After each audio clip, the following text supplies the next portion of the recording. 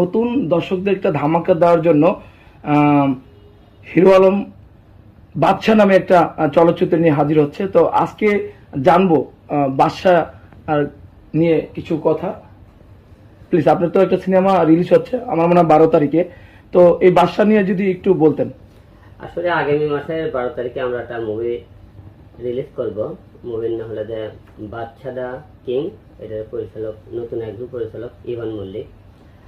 আর এখানে নবাগত নায়িকা হিসেবে আছে রিয়ামণি, চিত্রনায়িকা একা, কাজী হায়াত, তারপরে মেহেদি, আরো অনেক বড় বড় সব আর্টিস্টগুলো আছে আর কি।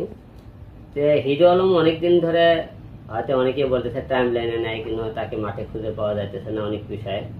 মূলত আমার যে প্রচারে কিছু গণমাধ্যম ছিল, আমার 3টে ফেসবুক আইডি, বড় বড় যে পেজ ছিল, আইডি ছিল, এগুলো হ্যাক করে নিয়ে যাওয়ার কারণে আমি একটু চুপচাপ আছি সেদিকে।